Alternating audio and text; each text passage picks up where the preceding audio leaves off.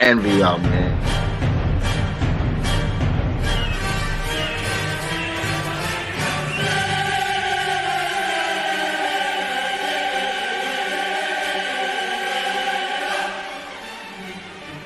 The Star. Yeah, y'all already know. Seven the pan. That dude Biz on the beat. Yeah. We live in entertainment. Sound change. Crown the kings, homie. This is where it get ill. About to have the tip off live as a tip drill. From the court to the diamond, to the track, to the big skin, flying around the field, starting five forever, keeping it real. If it matters in the world of sports, jeans and long sleeves, they taking no shorts. Hot to death, oh yes, these other sports podcasts live as a pros course. Biz market wave, the starting five goes off. No matter who you cheer for, emotions out the window, they analyzing with clear thoughts. They take it way deeper than the boards ever. No longer got any use for the four letters. The latest news, score stats and the view from the sideline. Ain't no guideline, it's just the truth. Yeah, no need to dig for a pardon line. It's always in season if people starting five. We going in on three, run the baseline, starting five. Get it, we got what you need. If it's sports news you see, we don't waste time. We talking cause we live it. We got what you need. We going in on three, run the baseline, starting five. Get it, we got what you need. And y'all know me, seven sign, I'm the illest cat stick. I got what you need.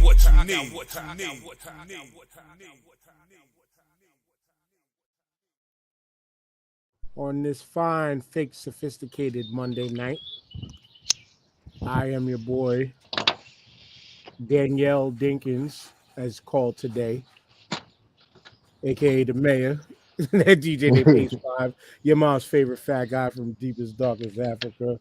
We back. Newest episode of Start My Podcast. As always, hit that QR code on the bottom corner right now that I'm gonna eliminate because it's kind of fucking up the visions. But I hit that QR code if you missed it. The startmypodcast.com. That's where you can find everything about us. Haven't been on the website in a minute to update everything, but coming soon. The other box up top, if you can see it, hooks. Go to hooksrub.com. Get your 20% off using the code starting 5. Some of the best seasoning for your meats, your drinks, your vegetables, whatever it is. If you cook with it, you name it, use it. Just don't use it on your personal meats unless you feel like getting a little frisky, and your ladies tasting a little tart. Just don't use the fresh catch. Use smoking sweetness. You want to put it on the rim of your cup. Maybe a little bit of midnight to do you right. Or if you good old Negro and love your chicken wings, you got the dope lemon pepper. Either or, however you choose, amazing seasonings. And we go down to keep the order right. What's up, y'all? Welcome back, everybody. Pleasure to be here with y'all on a Monday, which is not our usual day in, but it's a pleasure to see y'all brothers today. Got some good topics, whatever. Peace to everybody. Welcome. All right, it's your boy Big O. Saying once again back in the building. Great weekend. I hope everybody enjoyed the Mother's Day.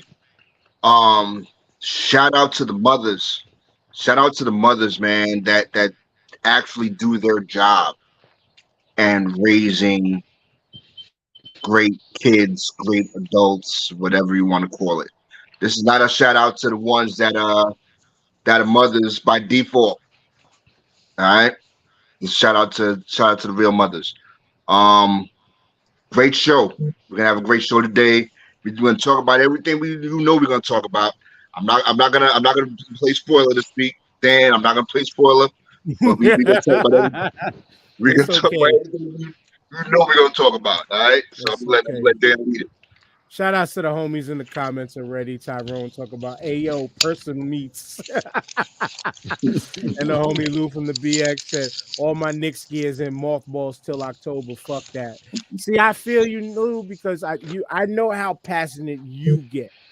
And your level of passion, good brother, goes like deep dive off the edge where I wish, I consider you a friend enough that I wish I was close to save you from those edge jumps. You know what I'm saying? But we're gonna get there in a second. But yeah, Jamal asked pre-show, how was Minnesota?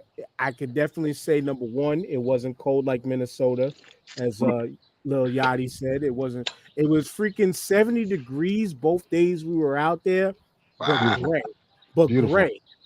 Well, it didn't feel beautiful because it was gray skies, occasional on and off rain, but it was like 70 to like high 60s or so, but it was just gray.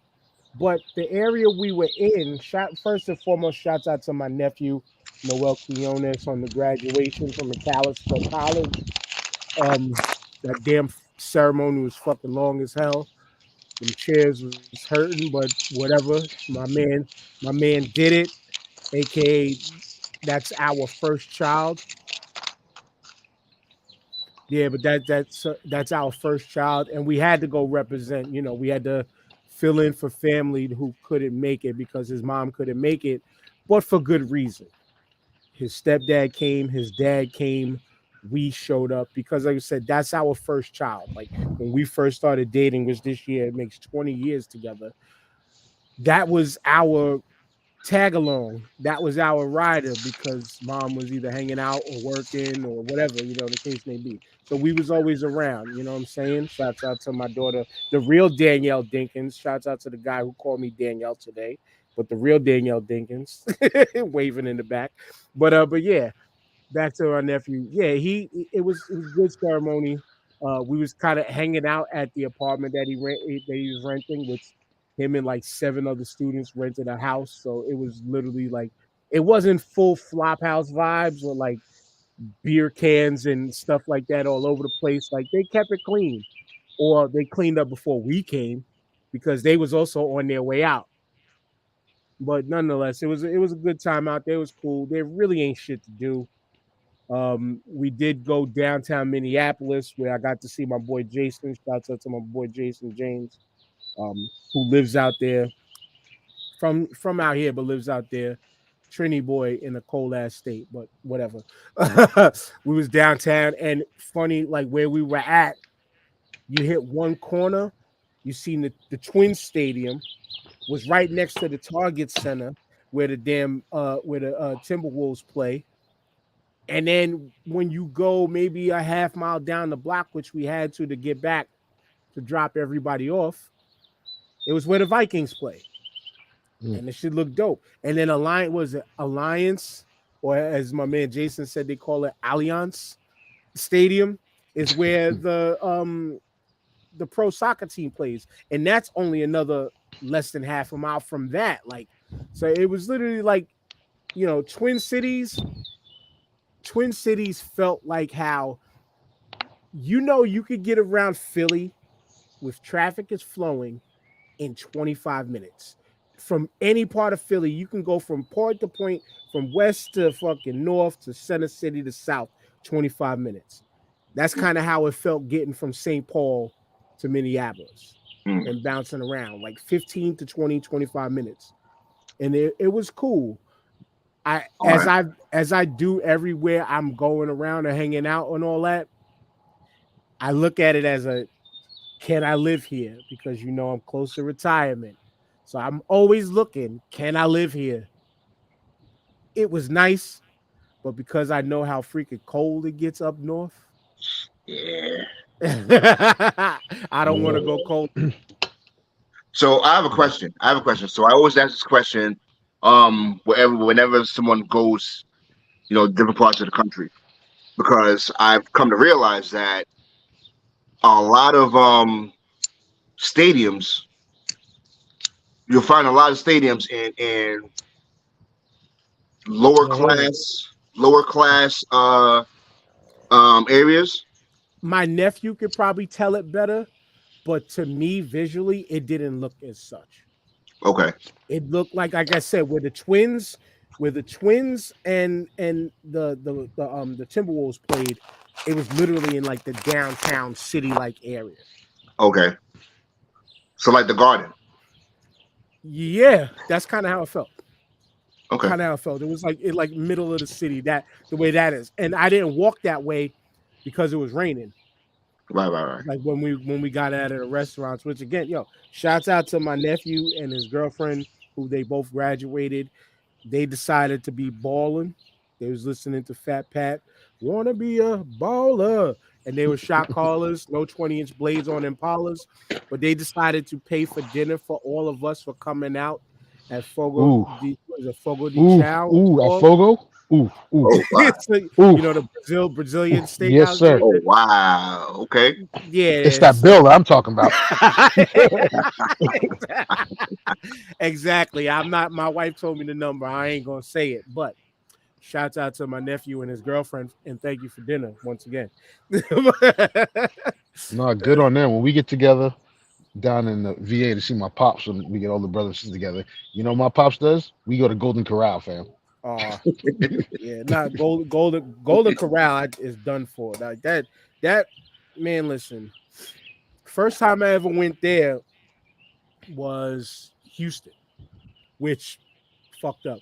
Remember I told you when I played in the league in the when my job had a team, Hmm. and in that league, if you're hosting a team, you're supposed to host like an after party, like a get together for everybody, whatever. Like the best one I ever been to was when we went to Chicago. Chicago hooked us up lovely because we had history with them in the league before, and And so shout out many to Chicago, because word, Chicago's a dope town. word. That's how Gets I a bad rap. experienced. It's on Yeah, my bucket list. I never been. Never been. It's That on my yeah, bucket list. So. go. The only thing yeah. I one thing I didn't do was the steel pier out there. I didn't go there, Mm. but that team, right? I'm just giving you this for perspective. That team, they took us to this bar called Mother's on the Thursday that we came out. And they did that early because so many of us were coming. They was like, all right, they did a pre-party for us. So they took us to this bar called Mother's. Mother's is a historic, famous punk rock bar. I learned that later after I looked it up because the aura of it, just something said, let me check this out. Then they had the party for us. Then we lost to them in the game, but regardless, even win or lose, they hosted us at a bar after that, right? Oh, even that Thursday too, because we were playing against their cops, and most of the cops on that team worked the downtown scene. When we was done at Mother's, those cops also, we a bunch of us kind of split off in groups, and they were walking us from almost from spot to spot to spot, and was getting us in because they knew Mm, all the bouncers. yeah. They knew all the bouncers. Houston, we kicked their ass, I think 28 nothing or 28-6. And their after party for us was a few of the team heads and presidents and stuff. And they paid for Golden Corral for us. Oh man. And it was I then. And then we was like, we went as a family up here in Jersey because I think it was one of like the middle Jersey. Shouts out to my older daughter. Yeah. And it just became like, nah, chief. Like that shit became ass after a little while. And you can't go to Golden Corral up north, especially. That's a mistake. Mm. Yeah, I'm sure up north is a mistake, but the south, Yeah. that's the after church special. Yes, sir. Yeah, I don't think I've ever been to Golden Corral either. Yeah, is there anything like Shoney's? Yeah. Spring Rush. It took the market from Shoney's and Homestyle. Okay. Yeah.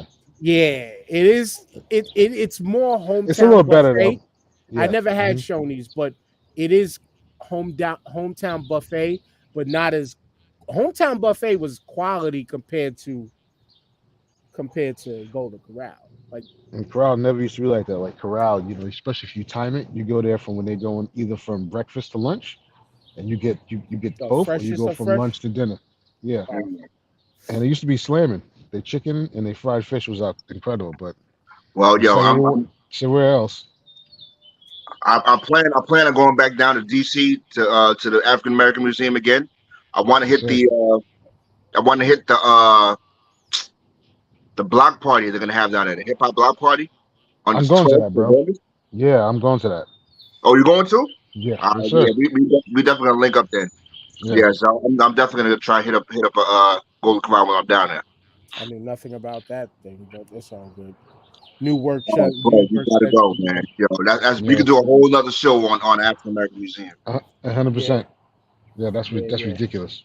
Yeah. But yeah, But man. So that was my bad. Go ahead. no, I would skip Golden Corral because there's so many quality food joints in DC. I would I would save Golden Corral for something else, or if you burn through your cheddar while you're down there, then yeah, Yeah. save Golden Corral for the last day. Yeah, Golden Corral for like fuck it, I can't decide. Yeah. Let me get a little bit of everything. but DC got some eats. Yeah. They do. They do.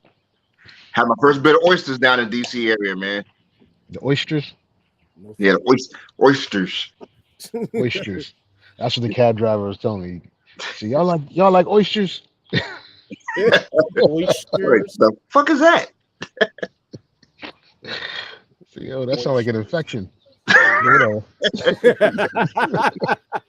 We get the oysturizer. I got Oh, oysters, yeah. yo. Yeah. He just said I got Ew. oysters.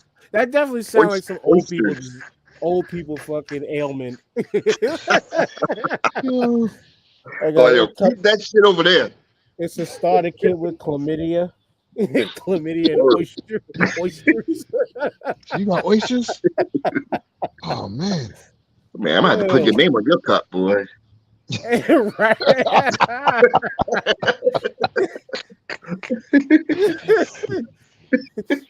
Coming soon. If you haven't taken this pill for the case of the oysters, please call 1-800. And my daughter's over here laughing, not knowing a damn thing about what we really talk about, but it's okay. We laughing and she laughing, but it's funny, man. But anyway, we started off with questions. Damn it. We got a question of the week that I know y'all brothers can deep dive into. Oh, kind of gave me a little heads up of some of his picks. My goodness. This shit. But anyway, I'm my bad. I'm sidebarring. Let's get to it. It's actually from my page on TikTok. Here's the question. Yo, I had a thought that I need y'all to comment or stitch on. What's a song that you feel perfectly represents your city and where you're from? Now, I'm not saying you have to specifically like pick a song that like has your city's name in it. Like, I'm not gonna, like I wouldn't pick Jay-Z and Alicia Keys joint for representing New York. But I'm talking something like this. Like Jeff Red's You Called and Told Me. That's one of them joints that you've always heard on New York radio forever. Melissa Morgan records. Man. I'm talking stuff like that. Like, what's something that you feel just kind of defines where you're from? Comment or stitch. Well, no comment or stitch in this YouTube video, but that's the question of the week coming from me on TikTok. Next time, maybe we'll find a question from somebody else. But because I almost forgot it, I went with something pretty damn good, I think.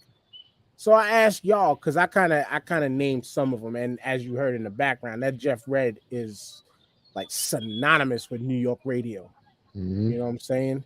But what's some joints that y'all want to go back and forth on?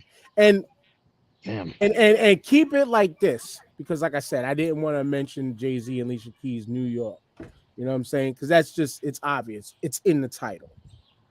But something that it's not in the title, but like it perfectly represents, and this is where it kind of differs on one of your tracks, but it perfectly represents the city. Not just the buzz that it created, but it feels like something that just, it's either, you've heard it all the time, but also it feels like this is like a New York record. Yo, you talk about Jeff Red, right? and I get it. You don't want to per se talk about songs that were just hitting in New York at the time, but as you talk about Jeff Red, the first artist that came to my mind was Cheryl Pepper's Riley, because she back in the late '80s, she had a good run on Kiss FM, but about a good 2-3 year run, and I just remember just always listening, hearing her music. But yeah, my two picks was Juicy I think it was one of mine. Okay. yeah, it was definitely juicy, man. And I think it was more so the video of him with the New York with the Manhattan skyline backdrop. You just couldn't. Excuse me. You just it was like he was talking about New York and his time in New York at the time. You Hmm. know, and the other one would be in the club because the way Flex was killing it on High 97 during that time. It's like, yo, you was not High 97. You was not going a full half an hour without hearing in the club. Hmm. So those are my two picks. Well, it's cool if you got more. And I was about to hit the comments to see Tyrone said summertime back in the days and flip side. Yeah, I would. Yeah, flip Flip side. That's a side, good. Flip side. Flip That's a good. side That's a is a good joint call. that Yeah. goes everywhere though. Yep. yeah. I'm hearing that song now, play in my head. Yeah. You know, even what we do is wrong. Even what we do, Yeah. Hmm. you could even go with that too. Yo, man. I think for me, my first one is the Rain, Orange Juice Jones. You think That that shit. that represents New York like that? Like, It did, and I don't even know if he's from New York, but remember that was out during that period. The lingo, it was the jargon. I think. Hmm. Yeah. Yeah, So that was one of them. Second one for me is Half Step and Big Daddy Kane. That was a fucking anthem that represented the city. Milk and Giz.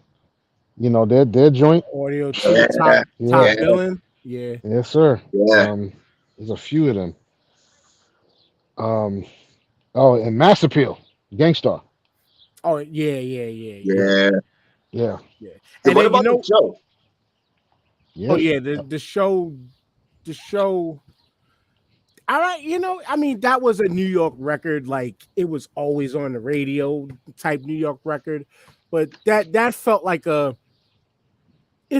global, like that could go anywhere type record. You know what I'm saying? Mhm. Now one that ironically was done in a club in Philly is DJ Cool's "Let Me Clear My Throat." Yep. That's one That's of because them. of Flex, though. I Yeah, think so. Because yeah. Flex plays that at least 3-4 times a month still. Ain't Because nothing wrong with that record. that's a DC song, right? That's a. I think DJ Cool was a DC guy. The DJ Cool was a DC DJ, but it was performed, and the record that we hear still to this day was performed in Philadelphia. And he Mm. says it at the end of the record. I'd like to give a shout out to Bahama Bay in Philadelphia. And he's giving shout outs to people from Philly, like the legendary Charlie Mack. You know what I'm saying? But that record, like, it's one of those that kind of goes anywhere, but it definitely at a time it just felt synonymous with this city. Like you was going to hear that in somebody's Yeah, club party somewhere. Like, let me clear my throat, freaking pause, but I can at least put it in your mouth. Mm. like kind of feels synonymous, not to say the obvious, but to say the obvious. Uptown, the record that Steely Dan loves from Yeah. Lord Tariq and Peter Guns. They love yeah, that record. They love that record every day of their yeah. life because they still get paid off of it. Shit. You I'd know. say half Put the it in your mouth. Boomerang I remember soundtrack. exactly where I was at when I heard that song, man. Right in Queensboro, right in them steps. Mm. Yeah. But like I'm trying to think of maybe some more. Oh shit, he said Bahama Bay. I was in the building. I believe it. He was like 52 at the time. But yeah, nah, but like damn, like I'm trying to think of other like non-rap, but I know it's along the waves. Well, actually, no. You think of like freaking like new edition Anything New Jack joints. Swing? Yeah, Yeah. Yeah. yeah, What about because Roundaway Girl? Yep. yeah, yeah. Uh, it's anything. Yeah, definitely anything New Jack Swing. I'm trying to think on that, like I said, that Jeff Red, Melissa Morgan, like R&B level of Yeah. track, because a lot of like air quotes some people call one hit wonders were joints, but I can't. Why am I brain farting? But I then you don't know know. what? We'll hear Red Alert play them shits on Saturdays anyway. Yeah. You know what I'm saying? Hmm. But yeah, man, there's just so many. I just wanted to pick y'all brain on that real quick. There's too Also many, the bro. also Fight the the whole power. Fight fight the the power power. is definitely. Fight the Yeah. power is almost a freaking black national anthem. Mhm. I'm keeping it real. That's like a black national anthem. But like, nah, I was saying in the club, the only pushback I could give you on in the club is because that was such a worldwide hit. It was an unstoppable like hit, and that was the first 50 Cent record that I actually paid for by force. I said I was gonna say it on the air, and I'm gonna say the story. Oh, not to keep. I didn't want to keep rambling on and be the Mm. one sharing these stories, but So back school, cool. back when I worked at Easy Pass, and in that era, it was early 2000s, I already kind of stopped wanting to DJ parties, right? Party experiences. It wasn't that I sucked, the attendees of the parties sucked. And yeah, I would put on joints that made people dance here and there, and this, that, and the third, right? But it was a Sweet 16 I did where I learned the early lesson of you're not supposed to take requests, but I did because it was the girl Sweet 16, plus the people at the party wanted to hear certain joints. So I played the Bruck Up Rhythm, G Dep's was it Get Money? And I think uh I think Jada Kiss's Knock Yourself Out. I was able to play each record about 7 times. Well, with the Bruck Up Rhythm, you know how to we chain those together. But I was able to play each one of the rap joints 7 times, plus instrumentals maybe 2 or 3 times, all because everybody wanted the Harlem Shake battle and Bruck Up battle the whole night. Damn. That event there made me stop doing parties. So fast forward to going, this woman asked me because I told her, yeah, DJ, she was in a bind. I was like, all right, cool. I'll do a party for you, son. It's your son's birthday party. All right, you just give me 150, but I need half up front because I Hmm. got to where if I'm going to stop doing parties, let me at least conduct the business right. You got to give me half up front. And I was like, why? I needed it for record shopping, which I did. So she gave me only 50. Damn. And I went out, went record shopping, and because In the Club was the hottest record, I bought one copy. And at that era in when of vinyl, you're supposed to buy doubles. Hmm. I could not see myself paying for more than that 150 Cent record. So somewhere in my collection, I still have one copy of In the Club because of that. Fast forward to when the party was supposed to happen, torrential downpour. She cancels the party. I'm out the rest of the money. But I'm like, yo, I'd seen her at work, and I'm like, yo, like you gotta break me off with at least like 50 or something because I spent a good 150 or more getting ready for your party that I Yeah. was coming out for. And she ducked me for $50 for so long, never spoke to her again. Damn. Never spoke to me again over $50. And that's my In the Club record story. But enough of that. We're out of the club, and from one club, we're gonna go to Club John Morant. Mm. Who wants to lead this off? Because stuff like this, I've talked enough already.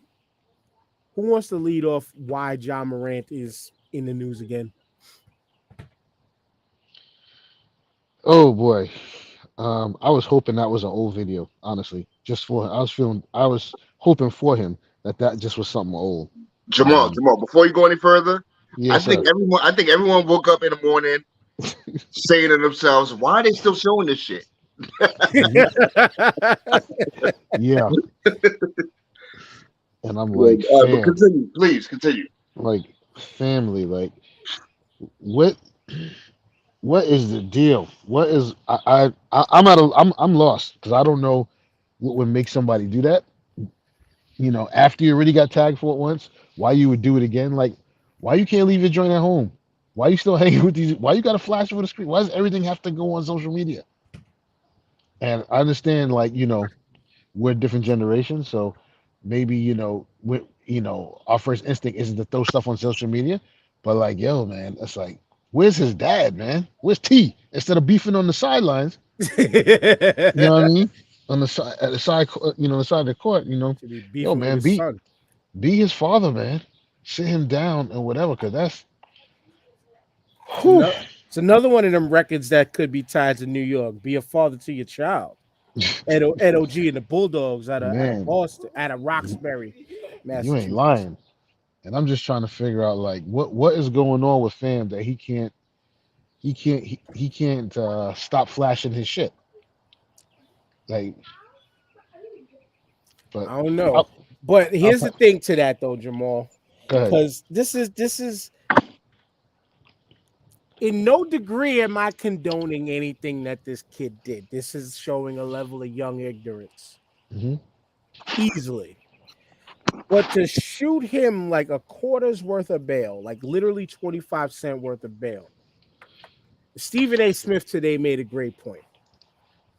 Where is he from? What state was he in? Guns are whatever. If he's in Tennessee, especially specifically Memphis, Tennessee, Uh huh. you know what I'm saying? He's in a state where, I would say kind of like what many jobs can tell you, they can do that. I know. You know what I'm saying? So it's in a way, he can do that. But it just shows you to be young and dumb because perception from a place like us here in New York or Jersey, where it's not as freeing to be able to just walk around and flash and hold guns and shit like that, there's usually always some level of consequence behind these things like this. I get it, And, and I know he's from, but he works for another entity that told him don't do that shit. And and the you know state of that. Tennessee probably has about 4,000 state workers. None of them motherfuckers can flashing their guns. You know what I mean? So, but no, I get you. I just like, dude, what? I mean, dude, whatever. You gonna do It him, really but does feel like that, like whatever. Like, yeah, I get it. And I only said that, like I said, because I get Stephen you. A made I that get you. great valid point. And it's like, I understand. It's like, I understand, but It's come just that on, all son. the pundits is gonna be dragged. I just don't. That man is the future of the NBA, and now these pundits gonna be dragging him for like the next few years, and I don't want that shit. You know, but he's not. He's not. And I guess I forget how old is he? 23. Probably something like Probably that. 22. Yeah. So I mean, the impulse control is low, especially at the younger generation. So I get that part of it. Um, how much dumb shit we did when we was younger that'll never see the light of day. You know what I Not that mean? dumb, but But I that agree. shit. But I mean, yeah, he already got in trouble for it. He knows that the NBA said no, do not do that dumb shit. And what does he do? As soon as his cut come on in the car. Exactly. But see, and I'm gonna throw it to you after Tyrone said, right, he's representing the league. Respect that privilege. Yeah, Yes, the word privilege, it's a give and take yeah, because we can honestly say they earn the right to be there. If a okay, team they put enough behind you to want to select you, right. it's like being hired for a job. You got hired for a job off of certain merits in some cases. So is that truly privilege? But we're not here to break that down. You know what I'm saying? Oh, So I'm over here like this, just read this. I couldn't wait. Bro, he got his notes. He got his note cards ready. He First of got some all, water off to the side. first of all, Demetrius, okay, aka Clarence. his real name's Clarence. All right, yo, I don't only blame him. He gets about 90% of the blame. The other 10% goes to his parents because you got Usher comes to games, trying to he wants to be his own celebrity. Then you got his mom's. Doesn't Usher co-own? No, I don't think he co-owns that team. I know he's the owner of one team. But No, when I'm talking about Usher, I'm talking about Demetrius Pops. Usher Raymond. Oh. I'm talking about him. Why you messing with his round front? Well, go ahead. Then you got his moms. Then you got his moms at going to Foot Locker. Why the fuck you in Foot Locker? Buying sneakers is beyond me. But you in Foot Locker, getting in the beef or whatever, and you decide to call the bag. I'm gonna call the bag up, and so he can defend me. Like it's like it's three kids. Yo, you lost $24 million the first time you fucked it up. Now you can lose $100 million. Let's be clear. You did not get picked in the All NBA because you fucked up and was flashing a gun and was in a strip club taking pictures or whatever the case. So you mean to tell me that your pops couldn't take 5 seconds out of his time for trying to be a celebrity and live vicariously through you and say, hey, listen, maybe we want to do things different. Because I'm gonna tell you what's gonna happen. At the very least, I think Memphis is gonna cut him. And the NBA might just say, yo, we don't want nothing to do with you. And they might suspend him for the year. I only see him going to Cleveland or Utah. Two of the places where ain't a gun in, well, Cleveland. Well, I'm not gonna say Oh Cleveland. no, Cleveland. Utah's armed to the teeth, fam. Yeah. But The what I'm saying Republic is of Utah. what's there to do out in Utah? Shoot guns. What can he do in Utah? He can Shoot see guns. he can see our homie Jared and buy some hooks, rubs, and spices in person. There you can do. There you go. Using the promo code starting 5. I like that. But what the way I wanted to throw it to you as you were talking, because you mentioned pops, moms, and all that. That nigga's friends ain't his friends. No. Let's be clear. They costing him money. Let's be clear. Because number one is, unless that was on a live, why would you post that? Yeah. It was on a live. But number two, why would you even turn the camera on knowing who you with? Yeah, do that when it's not in his hand or when it's not in the car. Or do that if you're carrying the gun. You know what I'm saying? Like, you hold the gun while he's standing there. Like, that's different. You look like security. I would be surprised that when he got in trouble the last time, I'm almost positive I would put money that the NBA had him in a council session to say, do yourself a favor, just stay off of lives, period. Oh, yeah. I'm sure. Oh, yeah. And again, this dude is in the front seat. They must have just went to Checkers or some shit. And his cut came on. The thing was like, oh shit.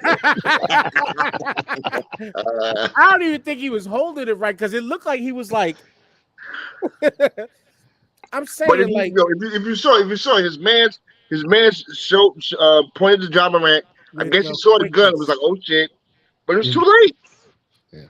All it takes is a half a second on the internet and you're done. Yeah. Yo, people got pause buttons, all that shit. Tweets screenshotted in milliseconds. What happened to maybe we just over? What happened to the days like when Dion and them got hyped? They were just doing too legit to quit. Maybe we just old. How about this? Maybe you know who needs to intervene besides the immediately Herm Edwards came to mind with do not press send. That's the obvious. That's the given. Hmm. You know what I'm saying? Even though it was alive. But maybe, just maybe, the NBA needs to give the bag to Gilbert Arenas and have him teach these niggas about gun safety. Because I was looking through and I was just like, hold up, you're like, like I wanted to see like if there was any comparisons in like what Gilbert Yeah. Arenas I came across a clip. I didn't press play, but the caption led off was, "I've pulled guns on many a teammates, but that Karan Butler situation was the one he finally got caught on." Mm. What's the hook that I always quote? Like I Sure, said, rap snitches.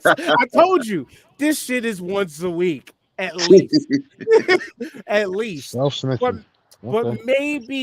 maybe Gilbert Arenas could teach you like, yo, little homie, maybe this is how you do it.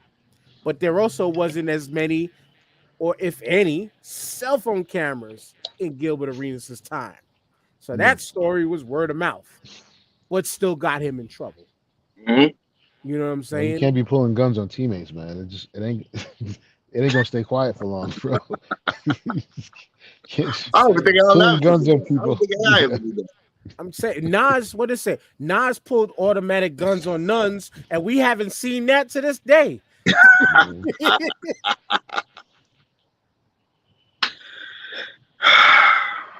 God damn, boy.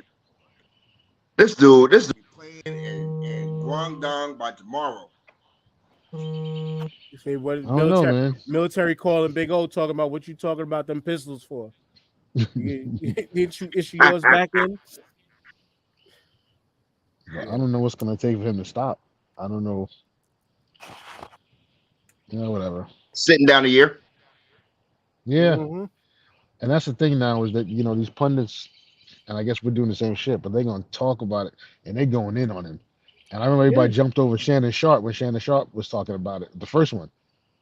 And but like they gonna go on him for a minute, and that's gonna keep it. That's gonna make the punishment for him worse, and it's gonna keep it in the news, and it's gonna fuck up his money. But I guess he's still too young to the point where he don't realize the degree of fucking up your financials.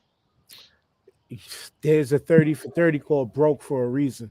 Yeah, yes sir.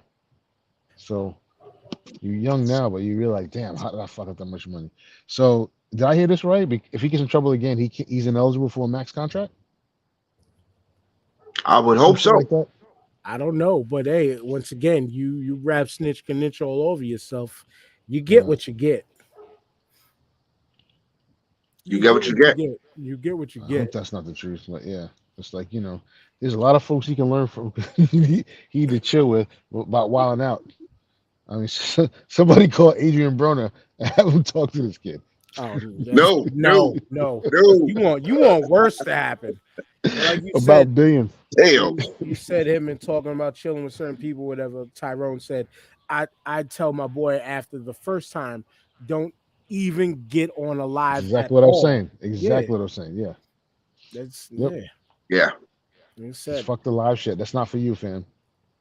You can't. Yeah. there's a Don't do reason. nothing live, man. There's a reason.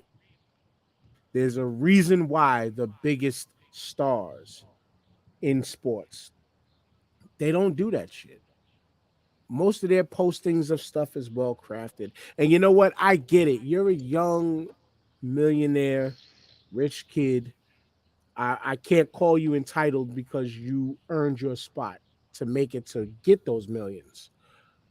But there's just something about this youth of today where it's just like, when do you listen? When do you listen to? Sometimes you listen to elders around you, and just some level of guidance or something. I get it. Yeah, you're grown now. You can make your own way, but when is this shit gonna stop? Is it going to be the I can't get a max deal because I like guns more? Like what what is it gonna take? I don't get it. Yeah. But I'm a proponent of, hey, yo, live your life. Live your life. Do what you want to do, but always understand there can be or always will be some type of consequence behind what you do. Yep. It's really not that hard. It's not that hard. But speaking of consequences, this might be a conversation for next week. I want to talk bad about, I don't, not saying I want to talk bad, but I want to talk about Florida. Because Man, I'm sure y'all been seeing all the posts and stuff about how after DeSantis signed that bill, that immigration bill for Florida, work has stopped good. drastically. They're going through gas shortages in certain I spots, love it. all because of your boy. Yeah. I love it Well, too because you get what you paid for. he wanted them to have a complete state owned by corporations who was paying his campaign shit.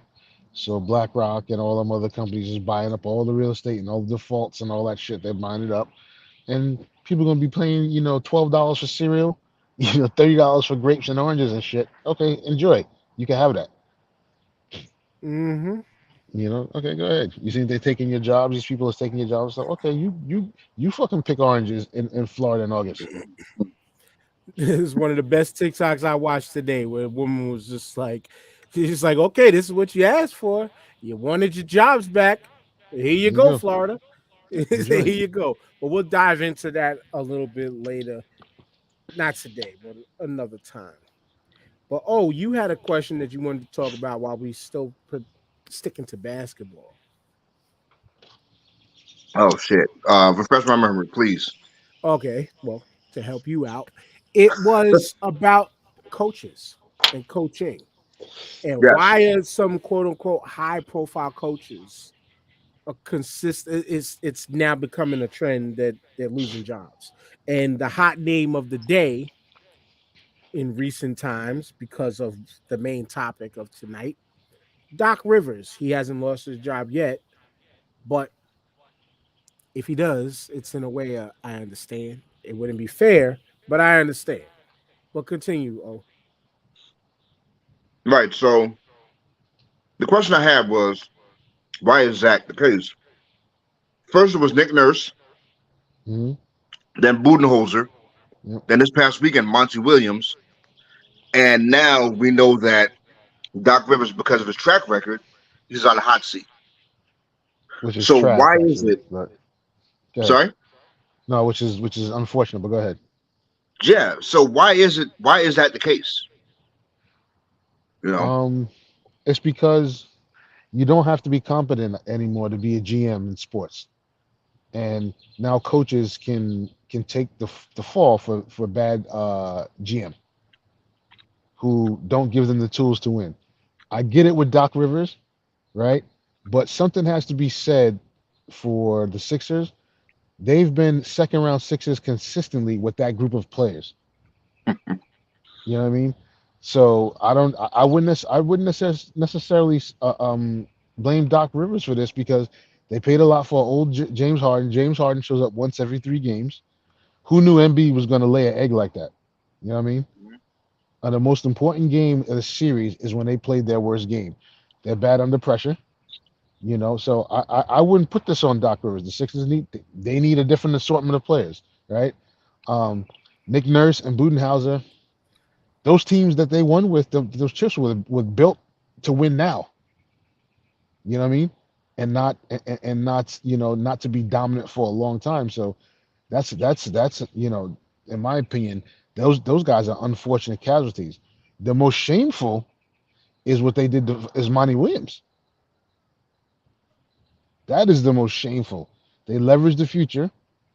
They Yeah. brought in KD, and if there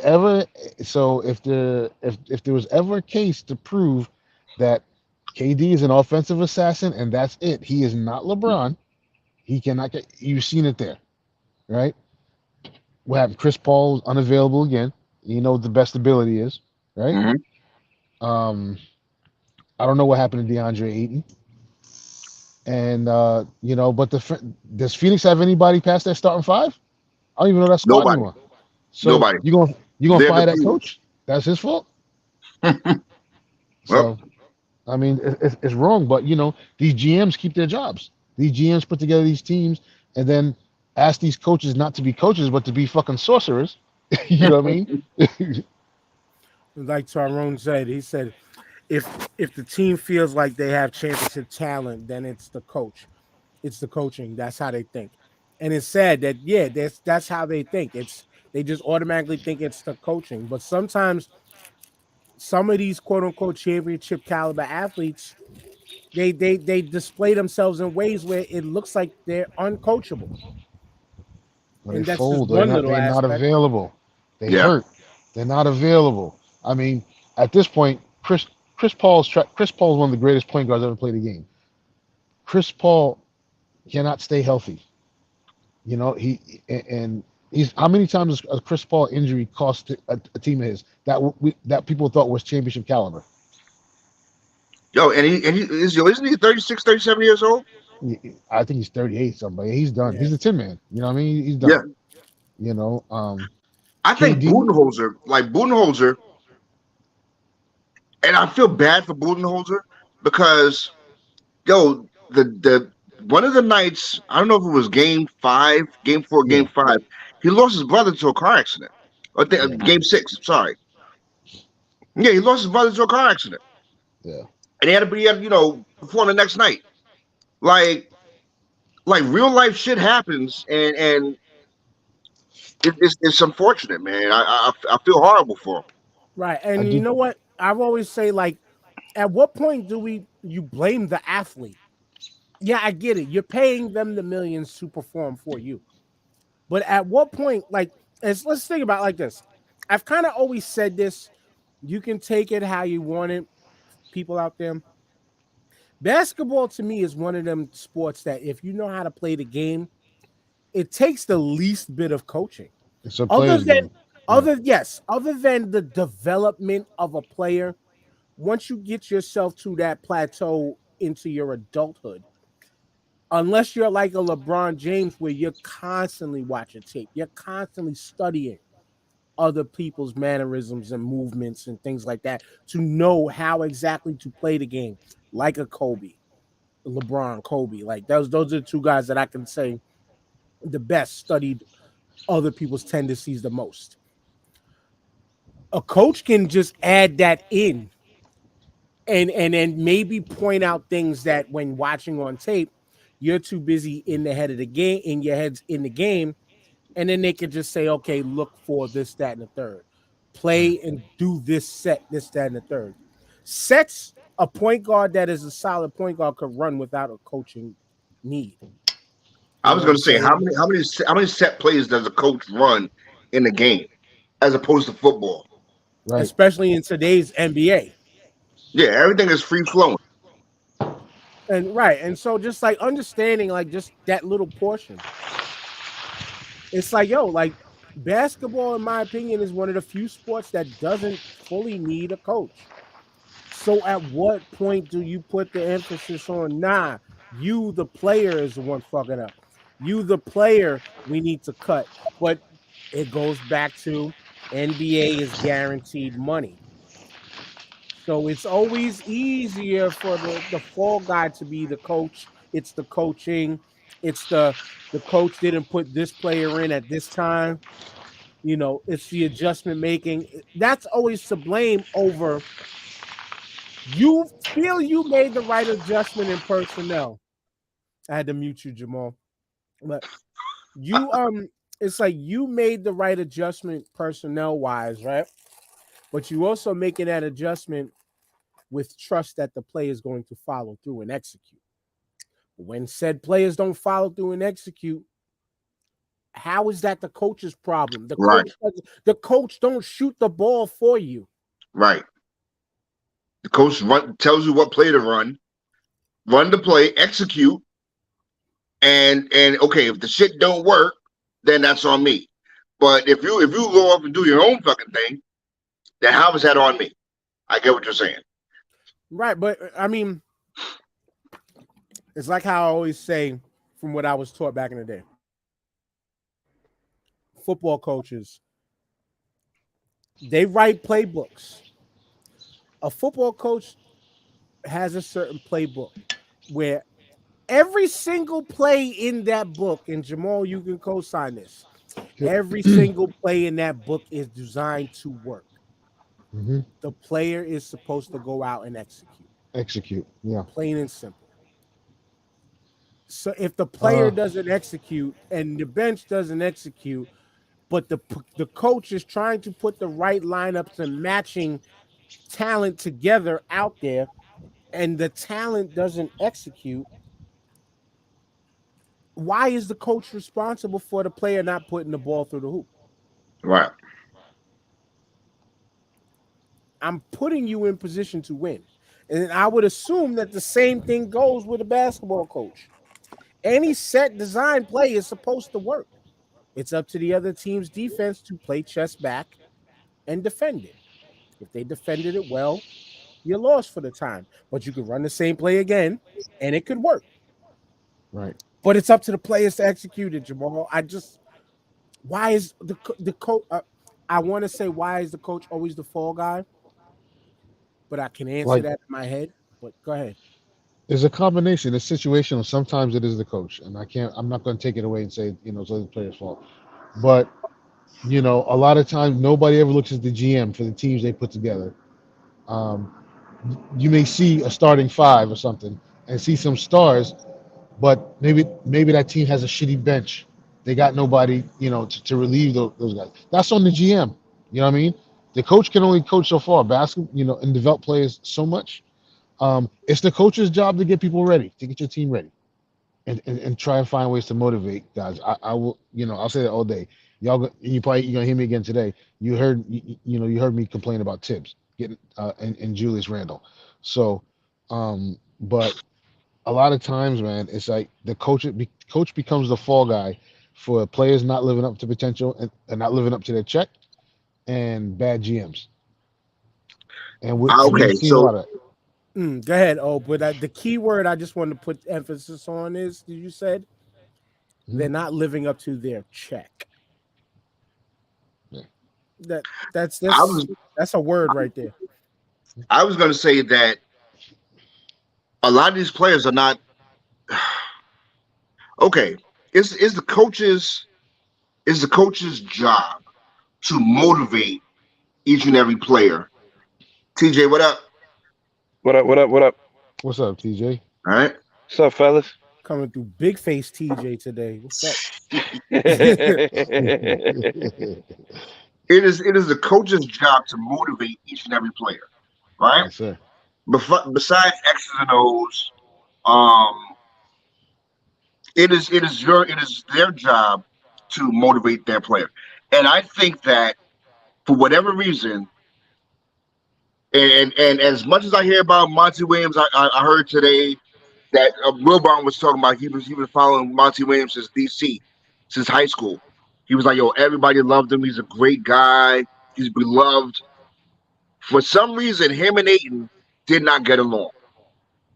We're gonna You get to know, that in a second. and Stephen A had pointed out that DeAndre Ayton cost Monty Williams his job. For some reason, Monty Williams could not get through DeAndre Ayton. You know, um, so yes, X's and O's is one thing, but you have to be able to motivate your players. And then again, to be honest with you, if you're a 12, 13, 14 year veteran, like how much motivation do you need? You know what I'm Right, saying? I get it if you're a right. rookie, 1 or 2 year player. That's one thing, but I don't know. It's I don't know. Maybe you guys have the answer to that.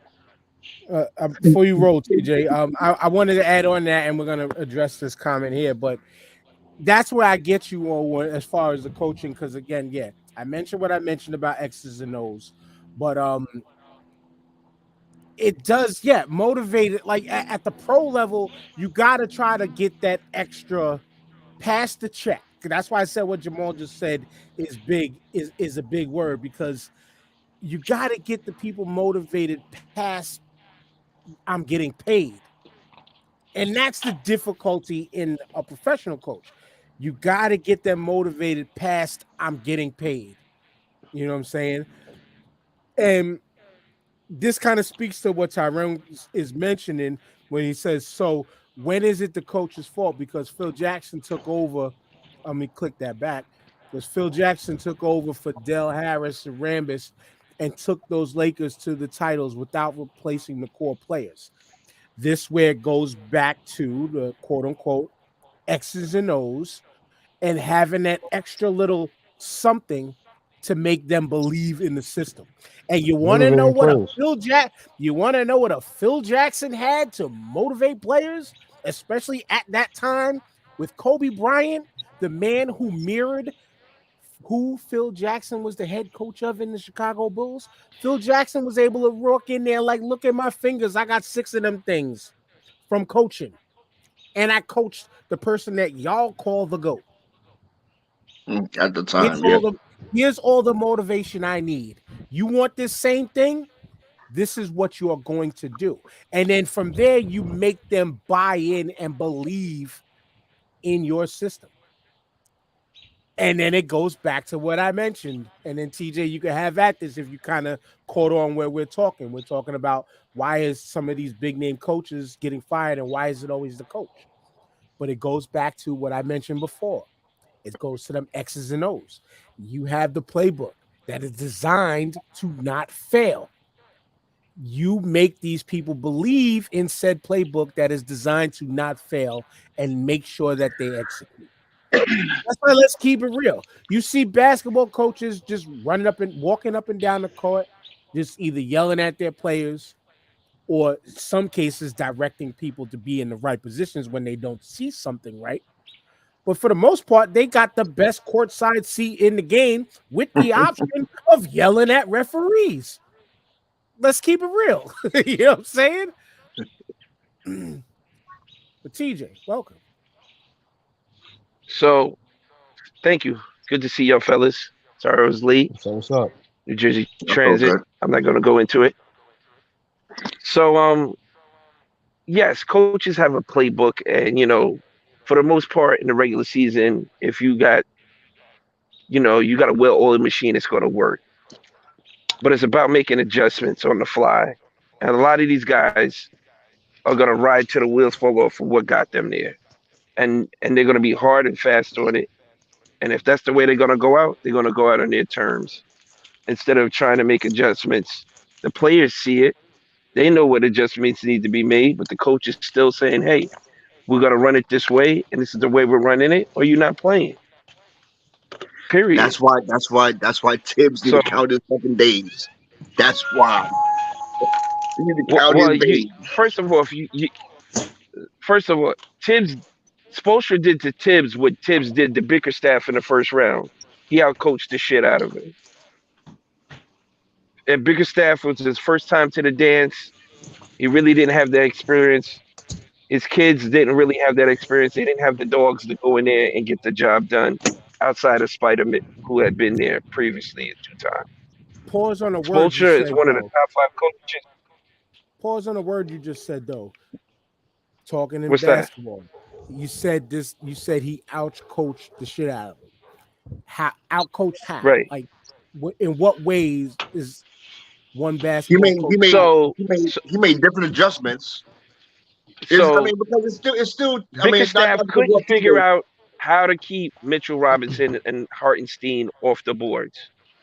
He I didn't think the go Knicks to a out group hustled them dudes. rebounding. My bad, Exactly. TJ. Go ahead. But if he said we need every man to go in and crash the boards, I think it would have been a different outcome because it would have had to be a team rebounding. Now you can't immediately run out on a break after that because everybody's crashing the boards. But that's a way to slow the game down, and you set up your offense to run it in the other direction.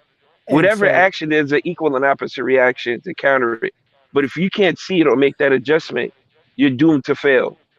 okay, little pushback just for conversational sake. Because I get what you're saying, but Yeah. this is just for conversational sake. At what point do the players say we need to do better in said rebounding? Because yes, the adjustment in my eyes would be getting the right players out there to execute said adjustments. but it's up to the Right. player to ultimately put themselves in said positions to make Of the course. execution work. But Of course. it's also still it's any given Sunday using more football terms.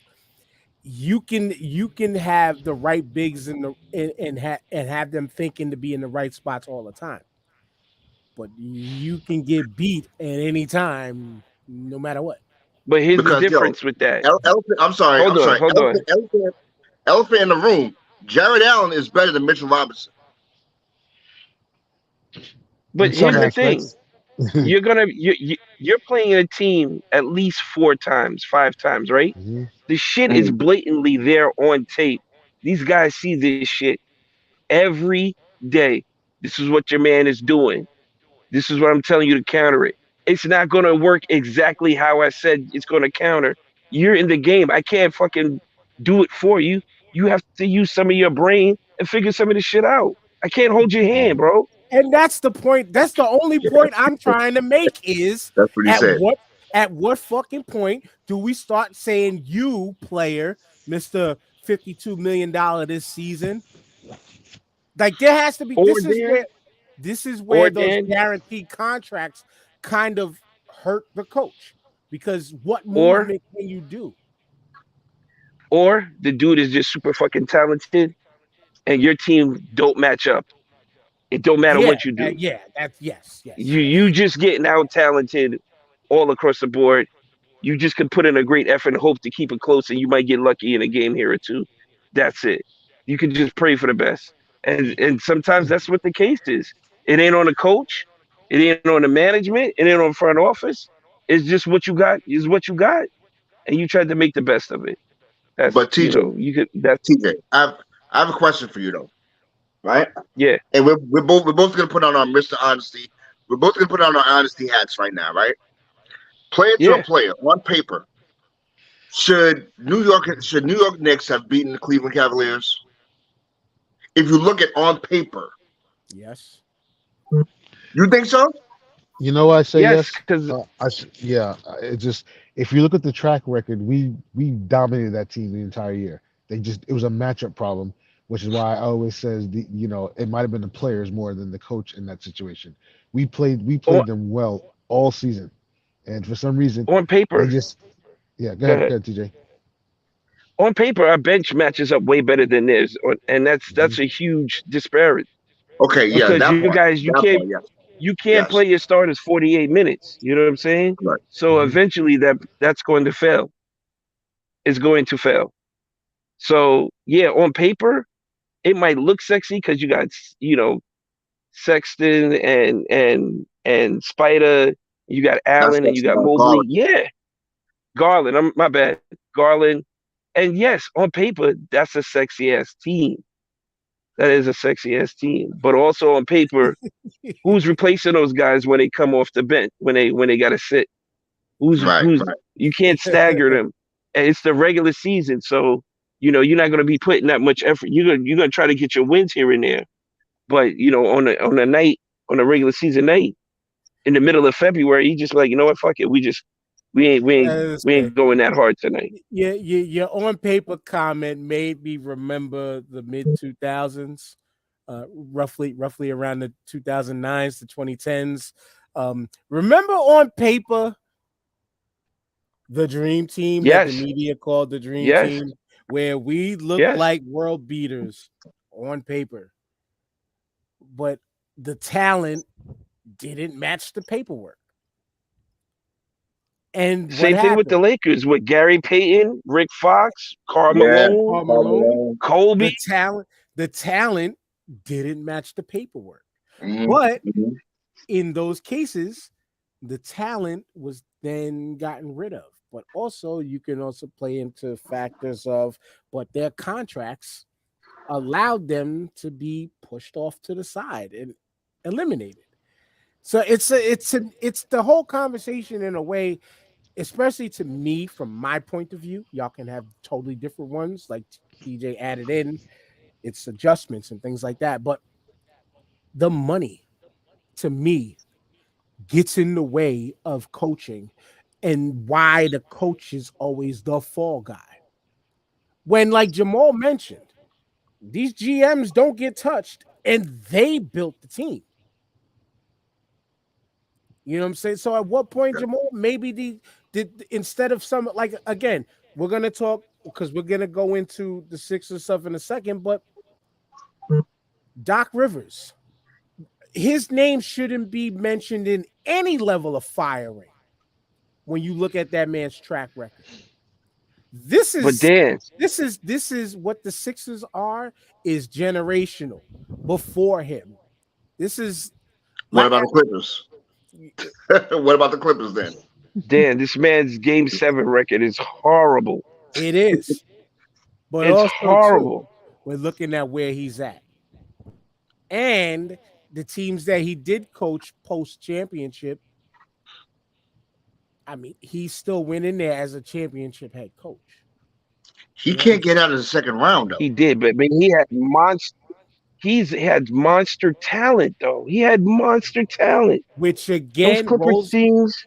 which rolls me back to, at what point do you point the finger at the talent for not executing what the coach did?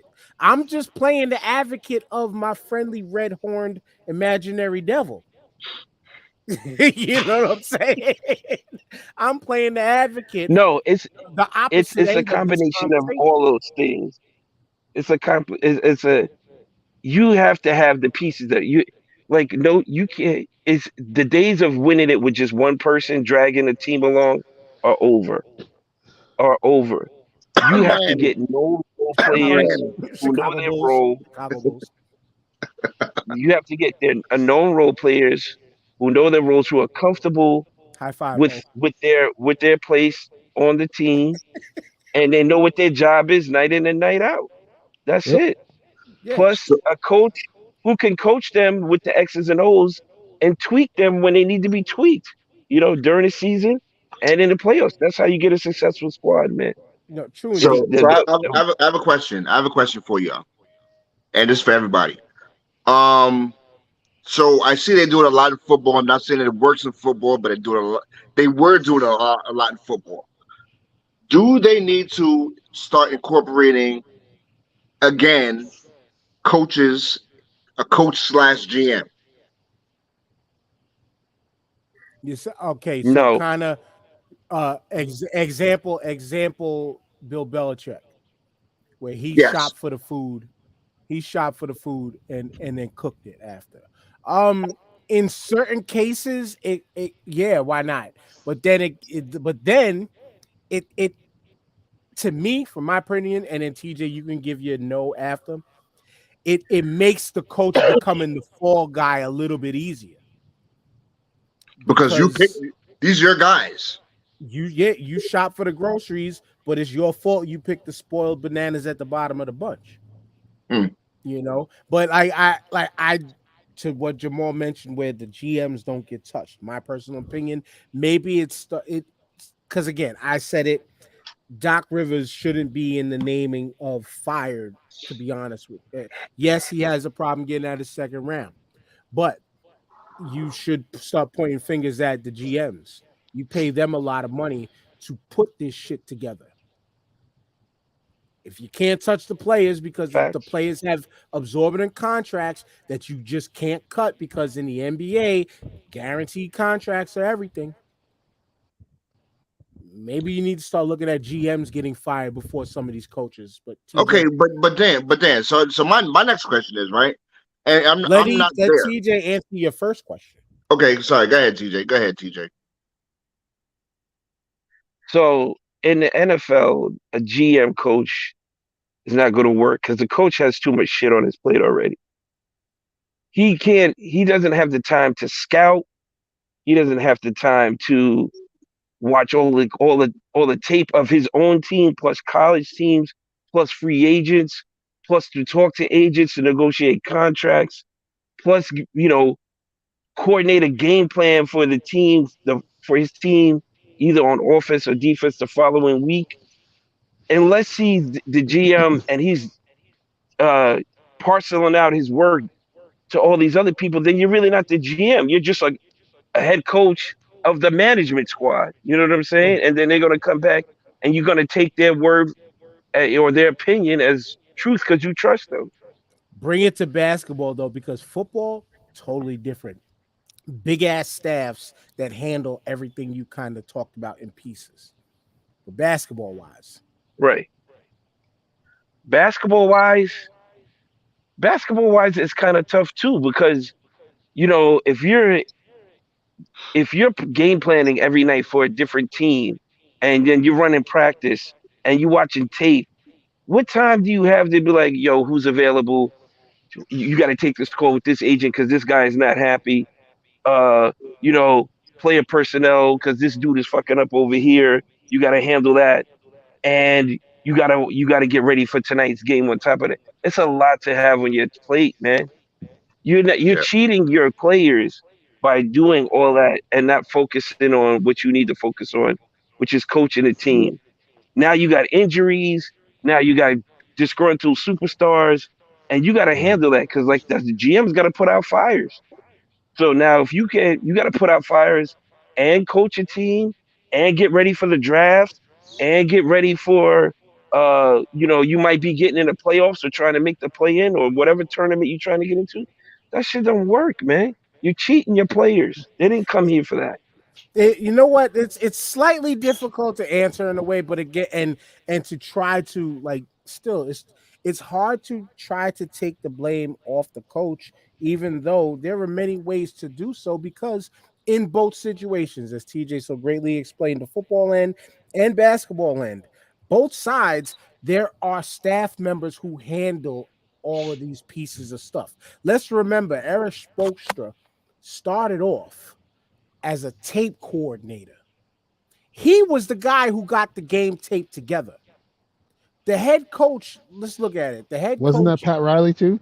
Pat According to the HBO series. at one time, right? Yeah, But yeah. you know what I'm saying? But like, let's put it like this. The head coach is the general manager of a store. Then you have all your assistant managers underneath that. And then you have underneath that, you have your work leaders, your shift leaders, and then you got the players, which is your stock group, your stockers, your cashiers, and all of that stuff. The manager should just be there to oversee it all. To where that's why I said football a little different because the head coaches are out there with scouting things, but they take the references on flying out to scout off of their scouts. They have scouts who their job is to do that. That's the assistant manager there. And then, okay, I got to go see Bryce Young. I'm making it a point to go see Bryce Young because I might want that guy on my team as my head coach.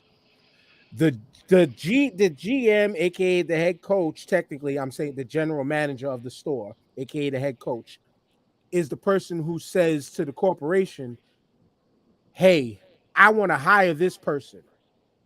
I see quality in this person." The rest of this, like, put the application in and we'll hire them. You know, they'll do the back end money and stuff. But the coach should always have input on Oh, what absolutely, they're assigned to cook, like a head chef. Like, absolutely, you know, absolutely. even head chefs, they're not the ones always cooking everything. They may cook the main pause meat of the course, but But there's sous chefs and everybody else that puts the whole we plate together. we've seen puppet head coaches before, and it's horrible. It's a horrible product. They're not running the team. They have no say in who they want. The players are out there doing whatever the fuck they want because nobody's listening to the coach because they know he's not going to be here. He's just a placeholder. You see it in Chelsea got one baseball a now. lot too. You know what I'm saying? So like, when you're just a figurehead or just stuck there to manage the end of a season or something like that, if if that's your opportunity, it could be the worst opportunity, or because they ain't going to keep you, or it could be the best thing because they're going to give you a shot. But it's never there's no gray area there. You know what I'm saying? Either you just there to be there. So it, Right. it Like here, like let's get to some of Tyrone's comments real quick. He said, "I'm sorry, but Doc rides the talent. He won in Boston because of the talent. The Clippers were undisciplined, and Doc never adjusted his game plans. He should be fired." That was then, and I agree with the kind of the undisciplined part. But it goes back to what kind of mentioned earlier. It's like you're a pro. At what point do you remember you're a professional and listen to who's in charge of you technically? You know what I'm saying? Like, at what point do you remember that? He also said, this Sixers team shouldn't be out based on the team they put together. So I get your point, but this team was put together to win. Absolutely. But that's why we call them the second round Sixers, because no matter who's there, they just have this thing. They just have this little niche for never making it out the second round. And what happened this go round? Embiid was Embiid to a point. Harden disappeared. Boston just came out and put the Beantown beatings on them. And here we go. Yeah. This But always happens to Philly, though. This but always They happens. should have You never know, got rid of Butler. But They should have never let Butler walk, man. to be That was fair, probably the Jamal, curse. that's not because it happened while he was there too. But to be fair, I threw our Knicks up there because we lost in the second round.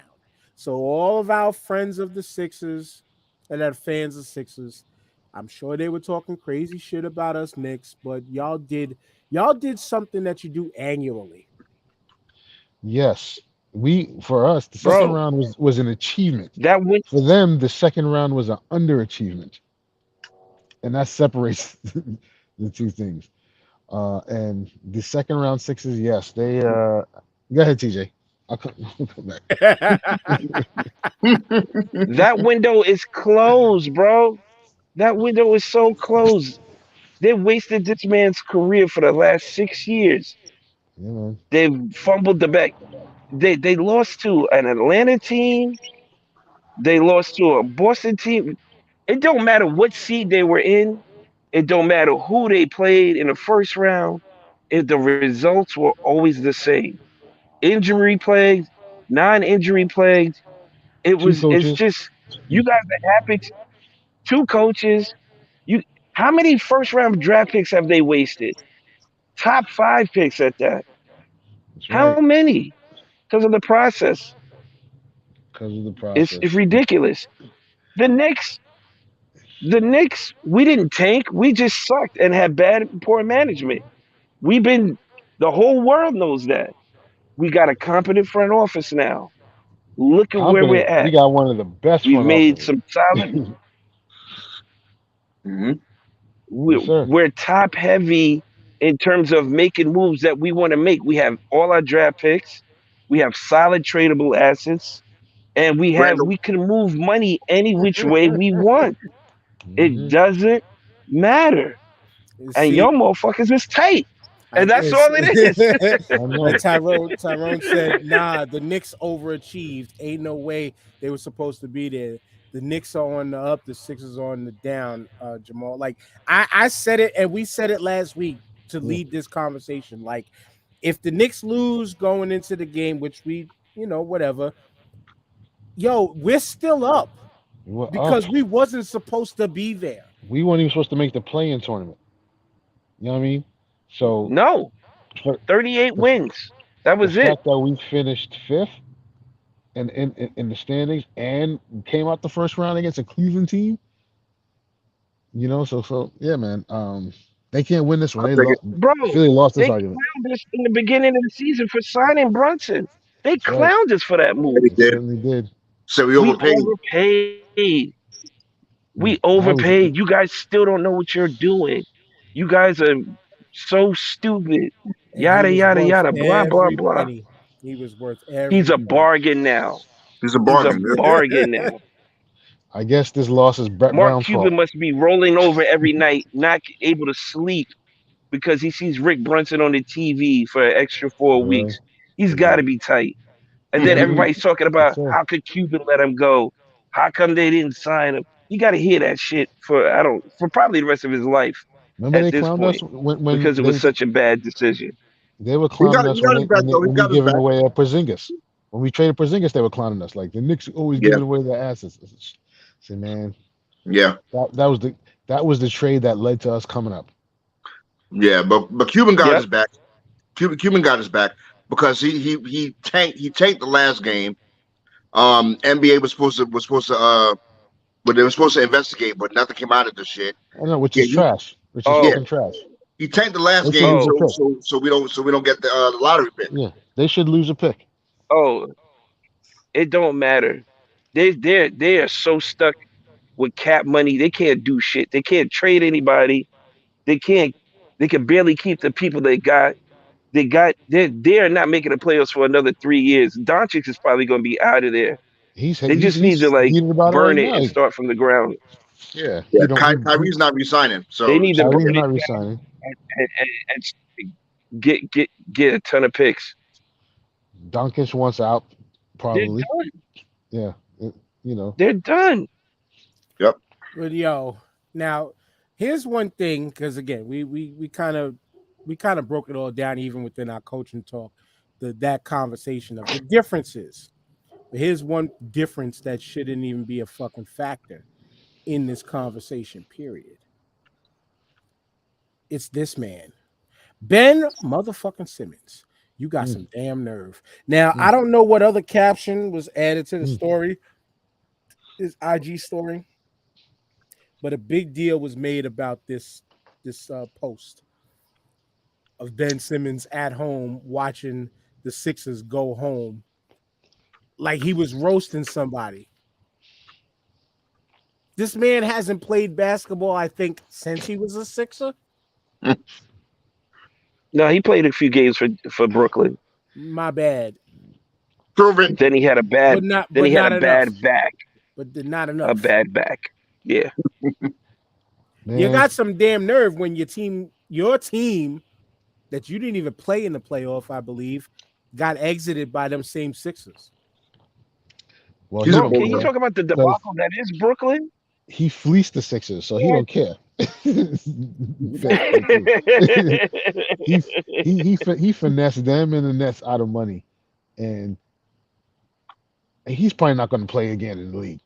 He'll probably be on somebody's roster, like playing number 12 or whatever, and just sit there and collect his check. But um, no, watching Philadelphia and the Nets just shit the bed is a beautiful thing. We've had to hear Knicks ain't shit for forever, so and watching these squads so pretty. shit the bed. And when I say shit the bed is because the Nets had three max players, all-star players, all Hall of Fame players, all NBA players, and couldn't do I shit. was and see, and I was about to throw the ill call back to Big O. Remember when you said about 20 plus minutes ago about on paper? Yeah, Yep, yeah. You got me. yep, Life, yep. hey, damn, But you would life no. comes at you fast, boy. And I didn't get you. That was them sorry ass Nets fans that was talking Yeah. about Knicks ain't shit. Oh, Knicks is a KD, Bro, dumpster this is fire. KD ain't coming to you because y'all ain't it no more. Yep. All, this is a all that different shit. kind of karma. This is a different Ooh, kind it's of karma, beautiful. boy. Because while Woo! our front office was making moves, and because they don't watch the Knicks or pay attention or see the players, they didn't see that how slowly we were building towards something, and the team was getting better every year under this under this new front office. And And they word was up. clowning us as if Phil Jackson was still there. And meanwhile, they between them and the Sixers, they were just bringing in max super Hall of Fame superstars and not going nowhere. Every year was a new scapegoat. Nowhere. Hey Brett yo, Brown is gone. hey Ben yo, Simmons is gone. Who's your excuse now? Hinkey's gone. Hey, What's the excuse now? Sean Marks is still a hell of a GM because he got a haul from Phoenix. He did at least he did his job. He Yeah, got some words from it. You know what I mean? But like 4 first round picks. that's beautiful. But guess what? When you have three Hall of Famers in their prime, and you still, you know, what I mean? There's no excuse for that. You got to Yeah, or eat that. Bro, or not even a conference final? You didn't make it to a conference final, dogs? Come on. forget the Nets real A quick. conference final? You look at the Sixers, and they had now two MVPs. Yeah. Two. Ashy finger two. That's how bad. That's how they played. Very ashy. Two. Listen, I was explaining this to someone earlier. Nobody wants to play in Philly. They all get traded there. Nobody voluntarily says, hey, we're going to make a run for it. No. Joel Embiid is a homegrown product. Maxi's a homegrown product. Butler was traded there. Harden was traded there. Nobody even came when AI was in the prime of his career. That should tell you something about Philly. Matumbo. Yo, did you see the trade proposal that's floating around now? Embiid for Tyler Hero and Adebayo, Hmm. and probably some He can't picks. play with Butler, I thought. I thought he can't play with Butler. Spoelstra will get him to play with Butler. Could have been just the environment. Yep, and Lisper's right. Ben Simmons should be arrested for grand larceny. Ski But yeah, mask way. or but yeah, man, it's just there's your difference for why, us Knicks fans, we can kind of celebrate this. I wish JP was here for this lashing, which was very light in a way, but this is I love the city of Philadelphia. Don't get this twisted. Same, And same. I don't hate the Sixers because like JP tried to make it was a rivalry. Knicks and Sixers, in my opinion, was never a rivalry. It's just No. I-95. Well, we And it's haven't the been good at Jersey the turn. same time No, in a long time. but even You know what I mean? still, it's just the New Jersey Turnpike. Yeah. And when we were who we were in the 90s, they weren't shit. They're all right. Like When with Barkley and Hawkins and Dawkins. that was more 80s, because I was about That's to say true. You in said the 90s. 80s, Yeah, that's right. in Yeah. the 80s, our Knicks were fluctuant, like they went in waves, while the Sixers of the 80s were decent, solid, unless you're going to The when I Sixers had was a two baby. AIs.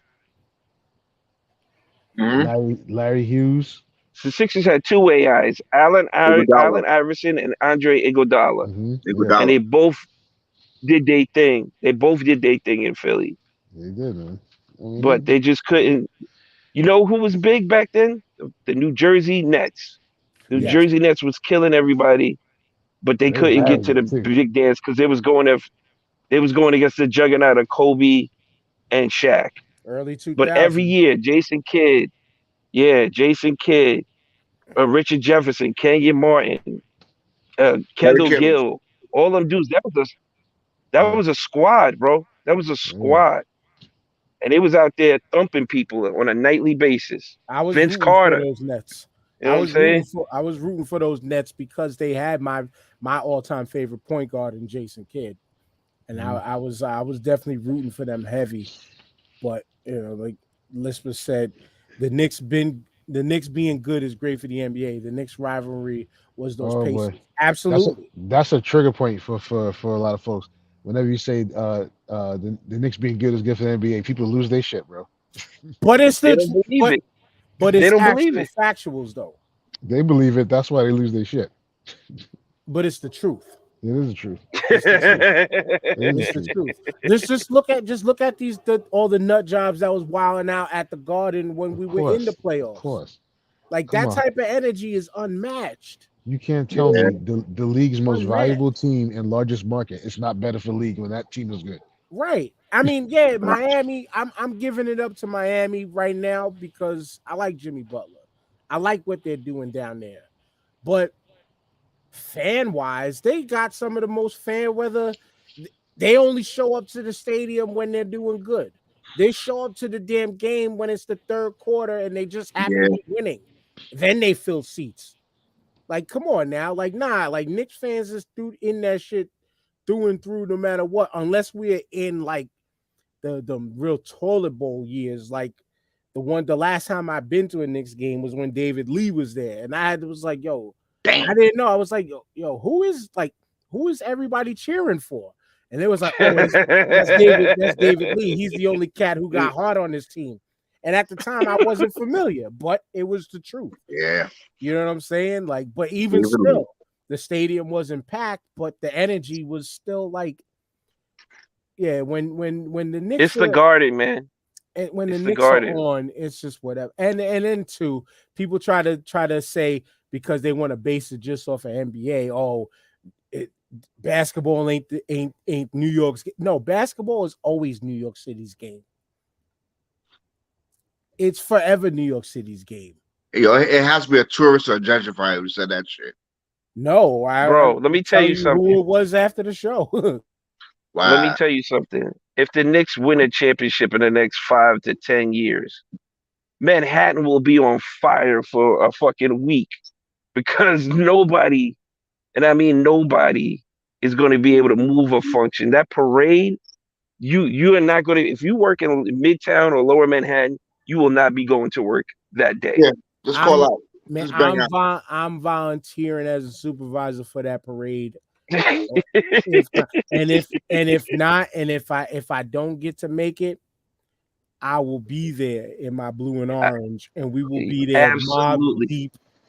You don't understand. Like absolutely. that's the one that I'm waiting for in my life. Like the Eagles Super Bowl parade, amazing, great shit.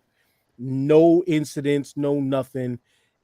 Everybody loved everybody in the city of brotherly love and sisterly affection. But Find it hard to it believe. But go ahead. did Let me nah, tell you something. but son, the shit The does Knicks not win. compare. It does not compare to if the Knicks win, yo. Let me tell you They're something. gonna put a statue. They're gonna put a statue of the starting five in front of the fucking garden. If the Knicks win a championship, Facts. That everybody city gets will a. shut down. It will shut the fuck down. Yo, Oh, RJ Barrett will get his name in the rafters before he stopped playing. Okay. gonna be opening the ringing bell on Wall Street the next day and shit. Dan Brunson, all of them. That whole Bro, starting five will get a name in the rafters, man. you will not get enough of the Knicks. They'll be on every commercial in every market in every city for the entire year. You won't be able to. You'll. If you think you hate the Knicks now, you will hate them with a passion. And Man, every New Yorker that you see is gonna throw that shit right in your face Yep. every I'm gonna time. tell you something. If It's gonna be bad. The Knicks win a championship, it's a great thing. But humanity as we know it's over, bro. The Raptors next. that's because that's like the The last clouds are great. gonna start swirling That's and shit. that's the last great miracle before the return, bro. It's a it's a wrap. So yeah, you gotta Armageddon is upon us. get right Yo, with God. yo, this is the best shit right here. This is the best shit right Yo, here. Would a Patrick Ewing statue sweat? Oh man, that's some cold blooded shit. That would be the best. Yo, a Patrick Ewing statue would have to be in the middle of a water fountain. That would be fucking amazing.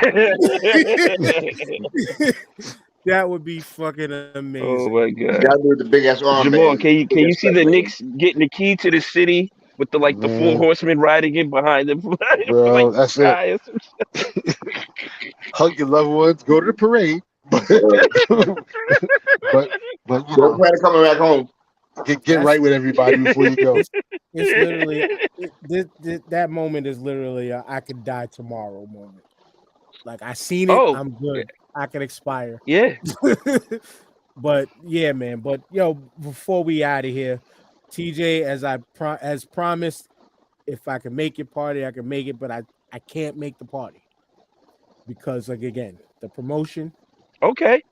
I got a new, I'm now on the 4 to 12 shift. I got me a locked in spot, a locked in district. Like I can't be bumped from it and all that. So as promised, I said I was gonna reveal what I was gonna wear, and I had my daughter bring it to me at the beginning of the show. And this was the piece of 90s that I was bringing out. Oh damn, I'm glad I made the show. That's what's up. Bring out the all that, but the old school 90s hockey jersey joint. Wow. That's dope. Even better, let me back up a little bit so you can see. Nice. Oh, Ha, ha. okay, That's okay. dope. I gotta share y'all the site That's dope. that I found it. It was like Boris something whatever, but they do these joints custom. And this was the site that I was gonna buy the Onyx jersey instead, or the Fife dog from the like that Devils like jersey. But I was like, nah, you know what? I always Yeah. wanted the all that jersey. Like, I always wanted one of them all that joints, Nickelodeon kid, But to close out, because you missed the beginning from the TikTok question of the week. let's see if you stay away from some of the songs that was mentioned. But I'll play the video again. Let me get to the video, but I'll play the video again just so you can have some context to what and how I described it. It's playing right now. Let me just get to the shared screen. And here we go. Here, my Here we bad. go. What's a song that you feel perfectly represents your city and where you're from? Now, I'm not saying you have to specifically like pick a song that like has your city's name in it. Like, I'm not gonna, like I wouldn't pick Jay-Z and Alicia Keys joint for representing New York. But I'm talking something like this. Like Jeff Reg, You Called and Told Me. That's one of them joints that you've always heard on New York radio forever. Melissa Morgan records. I'm talking stuff like that. Like, what's something that you feel just kind of defines where you're from? Comment a stitch. Let the boy know. And that was it. I don't know if you saw the other stuff. But anyway, what's some records or something that you could think of that just like perfectly define New York City? That doesn't specifically say New York City in it. Like New You're York right. State of Mind, Ooh. forget it. Forget that. That's easy. Frank Sinatra's New York, New York, forget it. Like that's obvious. You know what I'm saying? But it's joints like that. Like we mentioned, like Teddy Riley and the New Jack Swing, which ironically, a Harlem guy living in Virginia creating that sound and even creating it in Harlem. You know what I'm saying? We mentioned 50 Cents in the Club and Biggie's Juicy. Jamal mentioned Mm. Orange Juice Jones and a few other records. Like, what's some joints that you could think Mm. of off the top? Ooh. So then, I mean, I could definitely go like Rick James, Super Freak. You know what I'm saying? That was always on the radio. That was a smash. Um, Damn, there's a lot of songs, bro. You got me. My head is like spinning right now. Mhm. Um, Shit. Anything like Lisa and the Cult Jam when they came on, that was it. Um, Oof, shit. Uh, Rockbox by Run DMC, Mhm. classic, classic. Ah, That's New York through and through. I, the Um, the video music box theme uh, Oh, that's just Houdini, kind wasn't it? That was that Houdini's joint. Houdini yeah, used it too. Yeah. Yeah, yeah. 5 minutes of funk. yeah. Hmm. 5 minutes of funk. Um, Shit. New edition. Um, Telephone Man. Even though they was from Boston, Yeah. they got stupid love out here. Um, Bobby Brown, My Prerogative. Um, what else? Shit. Damn, that's a lot. There's a lot. Yeah, I knew a little freestyle question like that would kind of stump everybody because it's like Yeah. every song possible is hitting the brain at once, Hmm. but Yeah. a huge brain constipation happens where you just can't get one out. Mm. No, no, it's all like flooded right now. Like I'm just like I can say that one. I can say that one. But like, damn, that's heavy, man.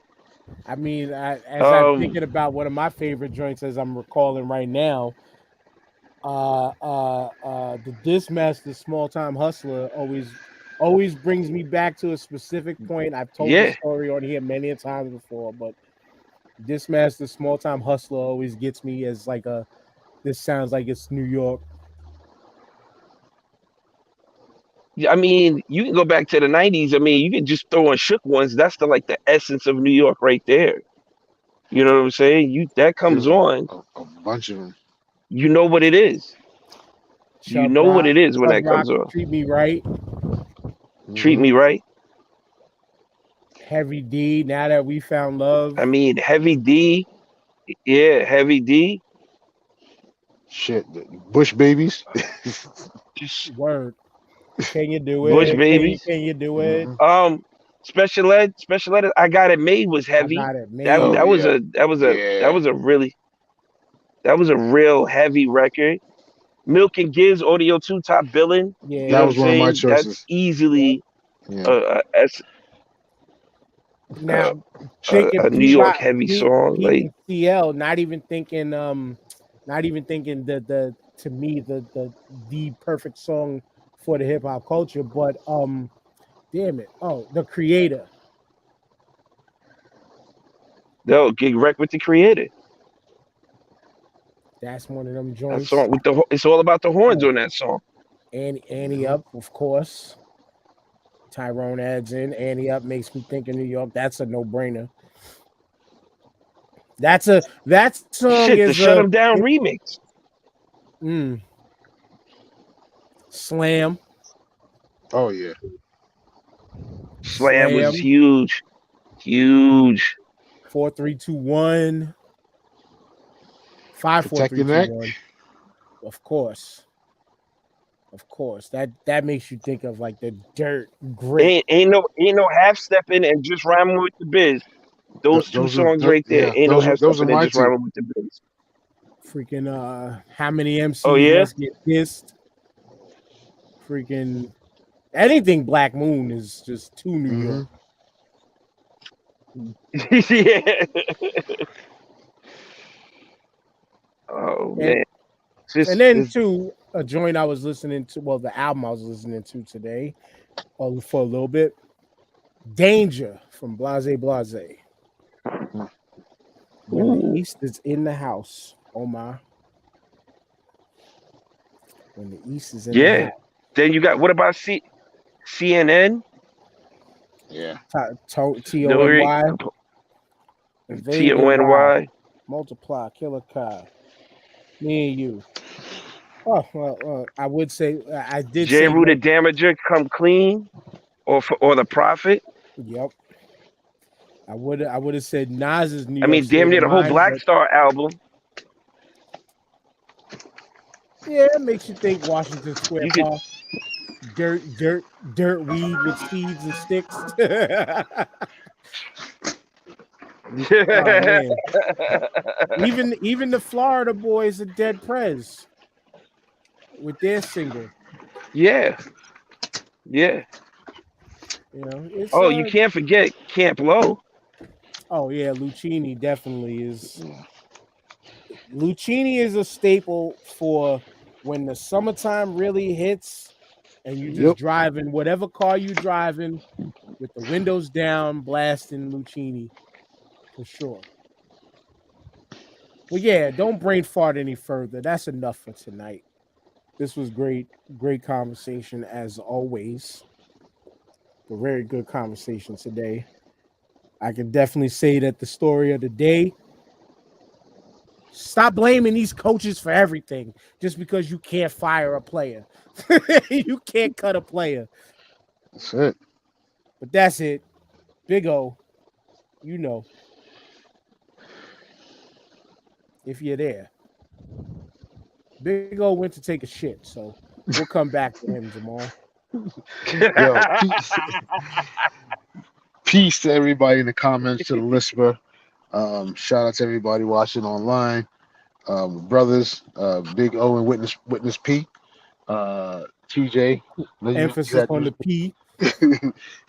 yeah, a long day grinding at work. You still made it, man. And of course to the mayor.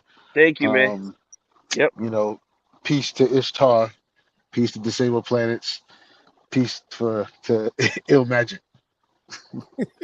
Yes. Piece of them second round sixes. Six rounds. Oh, oh man, I Actually, was getting what I there. meant to bring up one thing is, and I'll let you continue. I meant to bring up earlier, but I think that was God having mercy on Philadelphia, because if they would have gotten past the Celtics, their lineup is built to beat to beat the Heat. They'd have went to another final and lost another championship in one calendar year. Before we continue, though, I forgot Oh wow. real quick, we were supposed to Yes. give predictions. Heat Celtics, Lakers, Nuggets. Just who you Okay. got winning each, real quick. I got Lakers and Celtics meeting in the finals. TJ. Man, it's Denver and the Celtics. Jokic is really turned up this playoff series. The man is a machine. Yes, He sir. is a machine. Jamal Murray's balling out. He's got his legs under him now. He's playing fresh. Um, they got Aaron Gordon balling out and playing defense. The other young kid is playing defense. Yo, Denver is a handful, and you got to chop the snake off that head. You're not stopping Jokic. He's going to kill you with the pass. He's going to kill you with the rebounds. He's going to kill you with the buckets. He's going to find a way to find your weak spot and just keep jabbing at it and jabbing at it and jabbing at it until you submit. That boy is on a mission right now. He's And playing unreal basketball. the way you kind of said that, I'm gonna use an old term from ESPN. I think Denver's got the Lakers by way of Jamal Murray and Jokic. You can't stop them right now, but you can only hope to contain them. That's kind of how I That's feel it. about that Denver Nuggets team. Plus, they just seem to be deep as hell, and just everybody's playing the way that they're supposed to be playing. And I hate to go against LeBron like that, but I really want to see out of anybody, I want to see a team like Denver who's never got there really get there. And then I think Boston just has a couple more pieces than what Miami's doing. Jimmy Butler can't will them through every part of the playoffs. No, he's actually playing a team that's got some real offensive firepower. That part, Yeah. that part too. Yeah, But O's still taking the shit. So TJ, you yeah. go. No. I got my pick. I got Uh, my pick. Okay, well, I would say make your pick, and I was trying to give you the final shout outs, but My bad. My bad. go go ahead. Oh, ahead. Make sure you wash your hands Yeah. before. Yeah. My hands is washed, man. I wash my hands, man. Nah. I got the Heat. I got the Heat, and I got the Lakers, man. All right, That's my pick. now give your final shout outs or shit outs or whatever you want to call it right now. Okay. Big shout out. Big shout out to all the listeners. Big shout out to like I said, the mothers. Um, my mothers, man. Y'all keep doing y'all thing. Big shout out to y'all. Big shout out to you guys, man. You know what I'm saying? I look forward to seeing y'all in a couple of days. And that's about it. word up. Shout out to the Lisper. Always a pleasure to have him on the show. Shout out to the people watching. Fellas, this was a dope show. Loved it. I'm glad I caught the tail end of it and snuck in here real quick. Transit, New Jersey Transit, it's just rearing its ugly head again. But yeah, this fuck it, man. Philly went down. Fuck them. Jersey, the Brooklyn Nets suck. I can't help it. I can't control myself anymore. I can't contain myself. I am so happy these guys shit the bed. They are trash.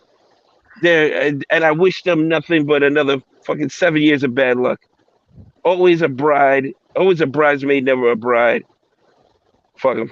All right, I'm good. I'm good. I got it out of my system now. Oh, I'm good. damn. I don't I'm hate gonna the continue Sixers like roasting that. people on the internet. I don't hate the Sixers like that at all, but it is what it is. Yeah, man. Big ups to everybody who came through, commented, Lou, Tyrone, anybody else who's been in and out watching tonight, whoever's gonna listen to the pod. Thank you. As always, hit that, go to hooksrub.com, get your 20% off using the code starting 5. Yeah, big ups to my nephew Noel once again. Congratulations on the graduation. Big ups to everybody who was at the Oh, promotion. congratulations. Big ups to everybody who was at the promotion ceremony today for us, and everybody who's starting their journey. They're full on their own journey as supervisors on my job. Like one dude in the group chat right now saying, "Wish me luck." And it's as I kept telling everybody, there's no luck; it's all skill. Just utilize the talents we learned and develop your way. And yeah, that's why I can't make the party, because I got to start my journey this week officially. So Congrats, off man. to, off to making money, Congrats, man. Excellent, off, excellent. Word. off to making money, off to making my way on this job, and again being the last Dinkins from the family to potentially retire as a supervisor, because like I said, my father did it, my brother did it. I was not going to stay a regular sanitation worker my whole career because I need to evolve. But I don't know if I'm going to go past this level because I only got a few years left, and I don't plan on doing 30 years like my father did. So with that being said, we'll see y'all next week.